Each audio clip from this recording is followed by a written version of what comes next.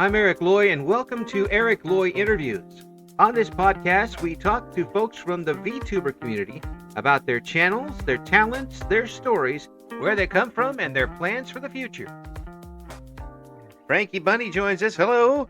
Hello. Please introduce yourself to everybody. Hi. My name is Frankie Bunny. I am a comic artist and I'm also a VTuber. Yeah, yeah. So you're an artist all over the place, online and in comic. Tell me exactly when you say comic artist, what does that mean? I make webtoons online in tapas. But that's how I started with my digital art. But I started doing artwork during college when I needed extra money. I found a tattoo parlor and I asked them if they needed new stencils, and they accepted. So is that when you started doing art, or were you doing art at a younger age and then kind of realized how good you were at it? That's where I started with selling art. Mm, I started doing art when I was around the age of 5, mm. when my sister showed me how to draw. So it doesn't really count as self-taught if your sister helps you out. That's true, Yeah, yeah. yeah. But so what were you drawing at the time? Were you just Um, I was drawing like the Powerpuff Girls, and then I started having like my own fantasies about becoming a Powerpuff Girl. yeah? Like Well, drawing myself as a Powerpuff Girl. I mean, there's everybody's got their heroes. But you, but That's true. so did you pursue being an artist later on in school and that type of thing?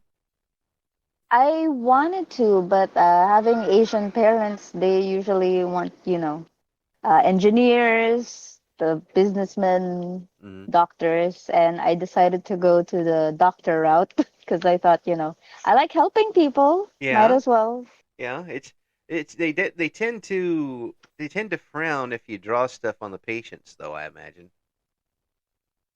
I mean the other job that I got, technically I'm drawing on That's patients. right. Doctor slash tattoo. That's now that is a Um, that's an interesting resume, no matter how you look at it. that's At, but true. but what brought you to VTubing from that? After I resigned from my job as a mortician, because that's the route that I took after after med school. I was like, maybe I'll be a mortician instead. Hmm. I had a lot of free time, and my friend actually asked me to be part of her VTubing group, to be part of her lore. Hmm. It didn't pan out, but I still wanted to keep the character, so I kind of like build off the character myself. Yeah. So you I made sure that it was close to me as possible. so if you were to describe Frankie Bunny, how would you describe Frankie Bunny? Frankie Bunny is a mortician. She's just a rabbit, like just a species of rabbit. She's a mortician, and she found a like magical book. And during her night job as a mortician, she would like find entities, and she would just go ghost hunting, which is what I did when I was a mortician. I would go ghost hunting. So what? So you, as a mortician, you've got to have a few stories. Um, I do. yeah. So you didn't have anybody sit up while you were at work, did you? I never had what? Did you ever have any of the clients that you were working on sit up or anything, or start walking around while you were working on them? Oh, no, no, no. The place that I worked in was very prestigious. Yeah. Those stories come from like the public type of embalming facilities.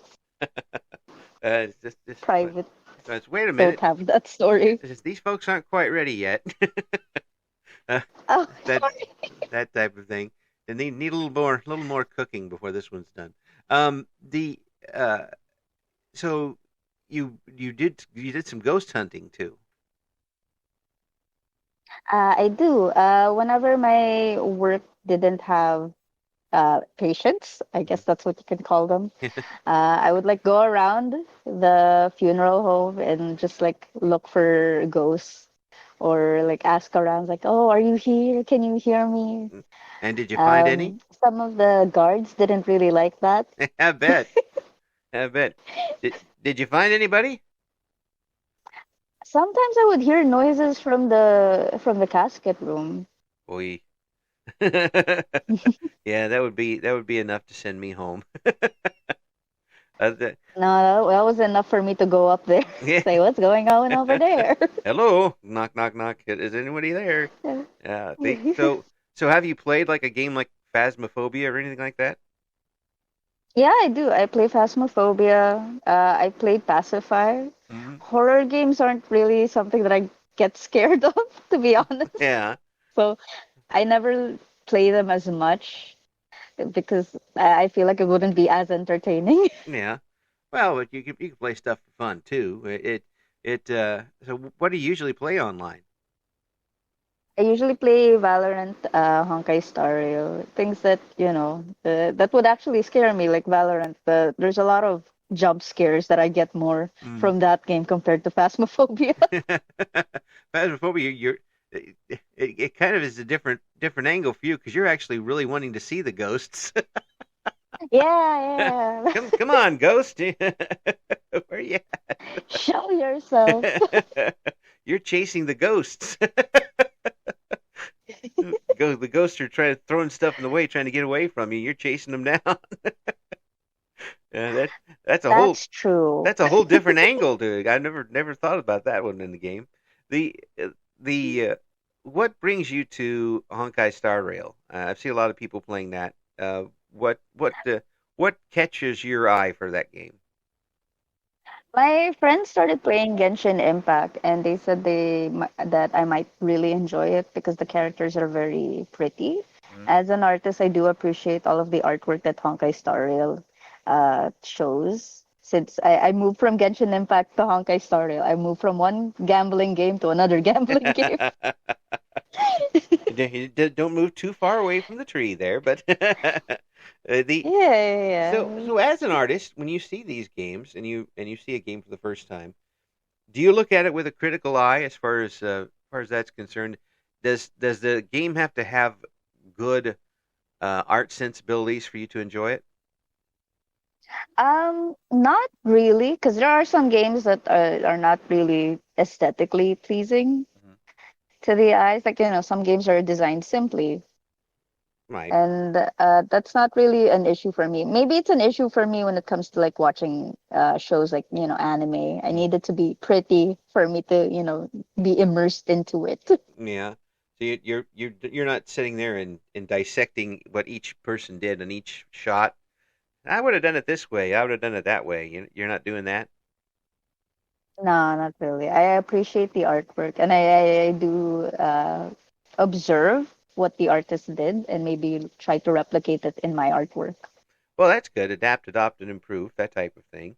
If Hmm. you were to put your art style in words right now, how would you describe it? A mix of Disney and anime. Well, I mean, if you're gonna have two popular subjects, that would certainly work. Uh, are you are you doing commissions right now? I do. Most of my commissions are actually not safe for work. Mm. Well, that's you got to play to your audience, and It started off as an experiment for me, not mm, safe for work account, the not safe for work one, mhm. because I wanted to be better at anatomy, and that's the only reason why I made it. Well, it But certainly gives. somebody thought that I was good at it, so they asked me if I was opening commissions. Well, that certainly is a way to learn how to draw anatomy. Yes, it certainly is. I bring up to artists the how tough it is to draw hands, but you've got entirely different a different set of things to have to deal with It when you. it helps that I'm a mortician. That's true. The Mm, so I imagine you've got a few people who are regular customers. yes, I do. I do. Yeah, well, as long as that's what as long as it It's the brings in demand. you play to the crowd. That's all you can do as far as that goes. Now, when you started Mm, streaming online, have you done any art streams at this point? I do. Most of my streams are actually art Mm-hmm. since I noticed that my audience leans toward the art community. Mm-hmm. So you're not I started off at Instagram taking online commissions. uh, so you started off doing that, and then kind of transferred over to VTuber later. Yeah, VTuber and Twitter. Mm. Is it when you're doing art online? Do you feel extra pressure doing it, knowing that people are watching you? Not really, because it's just the same as drawing in front of my friends, which I got used to doing in high school. Yeah. Well, I couldn't do I can't draw anything to start with, but doing it that would just add extra pressure for me. It doesn't do that for you? Not really. I feel like I'm more pressured making videos or doing shorts Mm, to keep up with engagement mm. because I feel like I'm not bouncing off anybody. I'm a mix of introverted and extroverted, and the extroverted part of me is I need to bounce off my ideas to another person. Well, that's cool. I mean, that's yeah. There are a lot of folks kind of get that extra. They don't like people looking over their shoulder, but it sounds like you welcome the input. Uh, it also helps that my part-time work was teaching, and Mm. I like to teach people whenever whenever I'm doing art streams. Okay, chat, this is how you draw a hand. Yeah. If you could do a weekly thing on how to draw hands, and there'd be a lot of people who have been established artists for a long time watching. If I bring up hands to artists, they usually try to hang up on me. Oh, no. I But like drawing hands. yeah, well, I mean, if you can do it, there's a lot of people that avoid it, but I think that in the type of art that you're talking about, you pretty much need to have the hands down. That's true. You pretty much have to you have to know how to draw the hands as far as that goes. But Uh, the the online art is that you do is that's not the not safe for work art, is it? uh, again, I started the Not Safe for Work art as an experiment, and I didn't think that it was gonna be like a full-time job for me. But I started doing online work as an artist in Instagram, Mm, and then it went to Twitter when I started doing VTubing, yeah. and I kind of like started neglecting my Instagram account more. Well, it sounds like you're a person of many talents because you've got a lot of things going on. Um, is it tough to juggle all those talents? Um, Not really. I got used to juggling as a young kid because when my mom left around when I was 17, she left for work in the U.S. and my dad had Alzheimer's. Mm, I was left like to take care of everything. yeah. So now you're not only juggling what you're doing, you're taking care of everybody else too. Yeah, yeah. I still take care of somebody, but not my dad anymore. Uh, He's gone. no. My nephew came in, and now he's the one that I'm taking care of. Yeah. Well, I'm getting up there in age too. I could use some help. Mm. Come here. I would like to visit someday out where you're at. The Mm. the ability to find the time to do it now. If you've got a lot of things going on, has it been tougher for you to find time to get on and get on the internet? Um, as an artist, I'm perpetually online, but I feel like I'm not following any more trends, if that makes sense. Yeah, yeah, it does. It's tough to keep up with it sometimes. And It's hard to keep up with it, so I just do what I can to make my own trends. You have yeah. to get creative with these things if you want to stay relevant. Well, I mean, you're an artist, so that should be the getting creative part should already be there. Um, are you one of those artists that are constantly tweaking what they're doing? You're not quite ever done with anything. Uh, yeah, actually, whenever I do my sketches, and then somebody points out like a mistake, I constantly correct them. Even when I'm already at line work or at coloring, I'm correcting something at all times. Never Uh, satisfied. these are the parts that people don't see. Yeah, artists are never really satisfied with what they're doing. Always good. Yeah, yeah. And now maybe I could do that a little better. That's like somebody pulls the plug. Stop. You're done. Pull them out. They're finished. But that just tells me you're really invested in what you're doing. It's not just something you're just throwing off to have fun. You really are wanting to do as good a job as possible with it. I do. I try to learn new things. I try to learn new programs that might help me Hmm. improve my work since it is, for me, this is a full-time job now. Yeah, yeah. It's no So longer a part-time thing. yeah. Well, I mean, obviously you're doing a good job with it. The and people you got regular customers, so that means a lot. It tells me that Mhm. you've got some good stuff out there and people want to see it, and that's exactly how an artist makes money. Y- Yeah, I'm very thankful for my community. Yeah. As it I've met a lot of good people and very talented artists as well. so as an artist, are you able to do collaborations with people? Maybe not so much with art, but with games. Have you been able to get some folks to do that with you? I do. I have my friends from PHP tubing. Hmm. I have my wife. She's not really my wife, but that's what I call her. My best friend. Yeah. We made a lot of friends in PHP tubing. We play Lethal Company, Mm, uh, One Day Content Warning, because we've been playing that offline. yeah. Valorant, it's Yeah. one of them. Yeah. So tell me the difference and between is it very similar between Content Warning and Lethal Company, or is it less chaotic or more chaotic?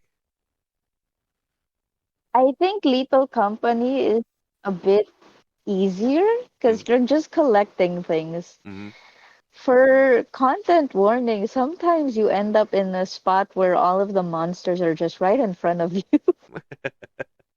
It, it, ready to get you. from what I've heard of this game and what I've seen, it's pretty crazy.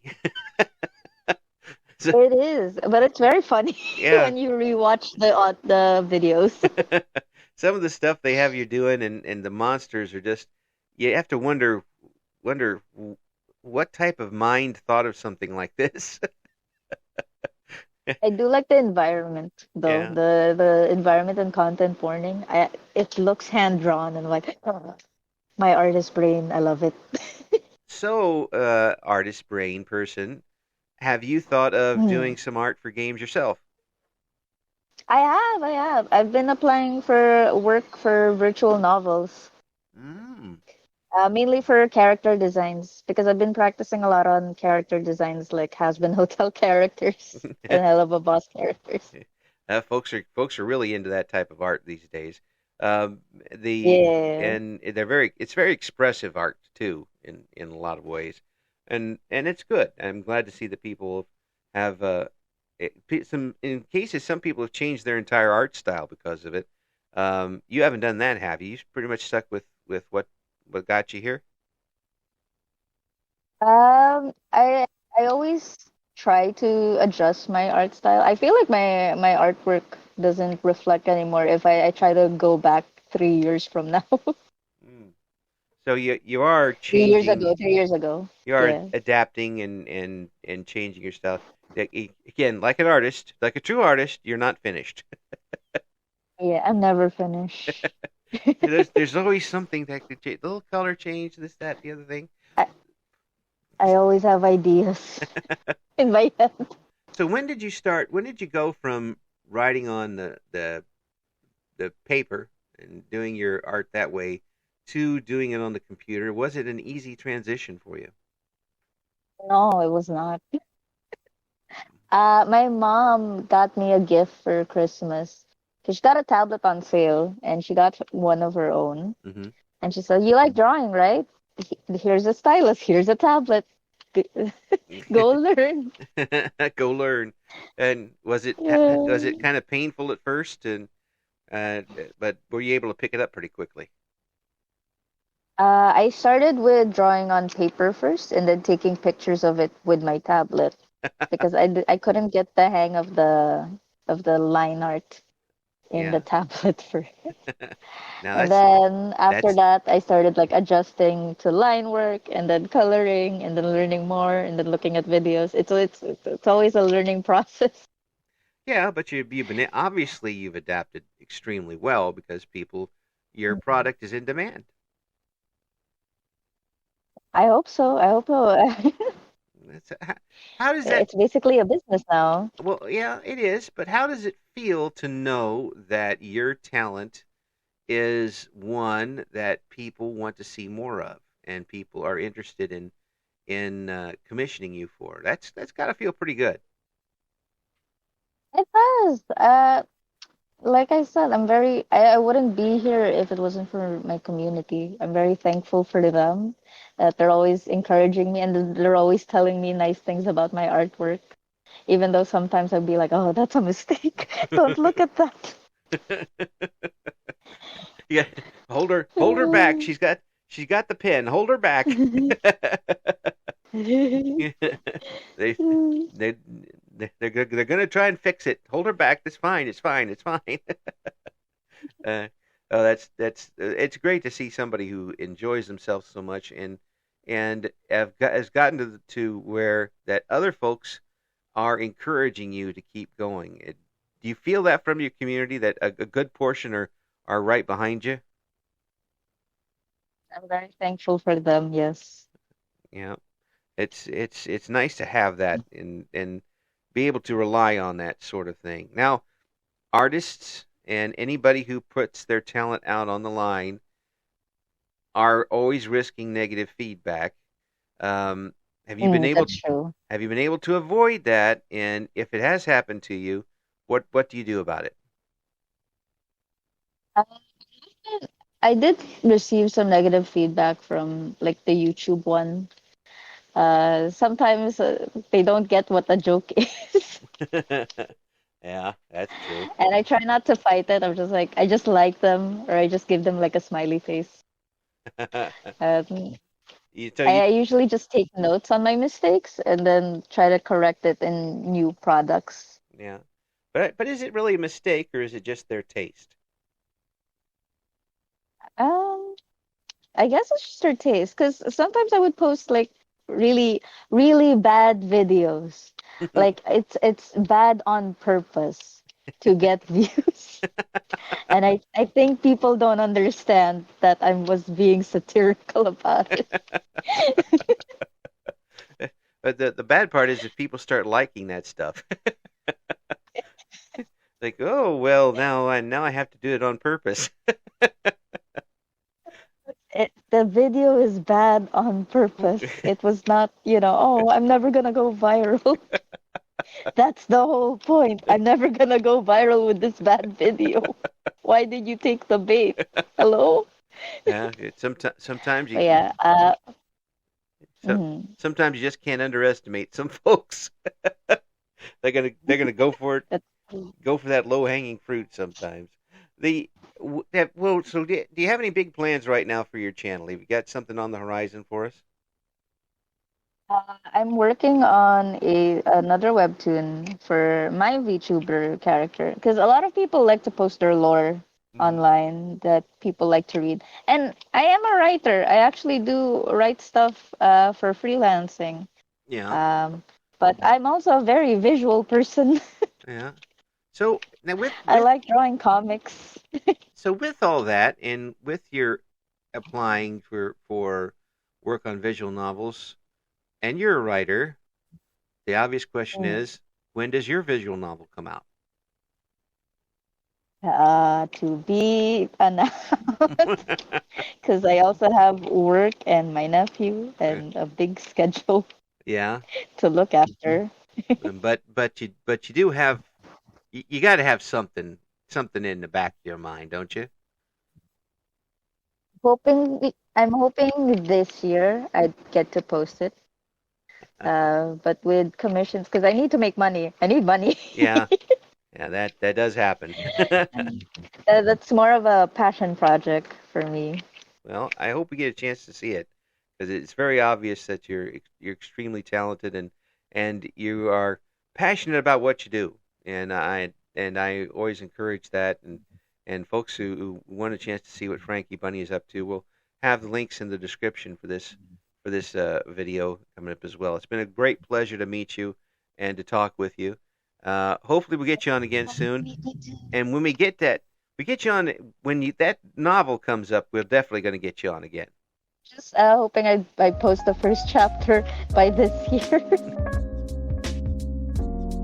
Thank you for listening to Eric Loy Interviews. Join us again next time when we talk to another member of the always interesting VTuber community.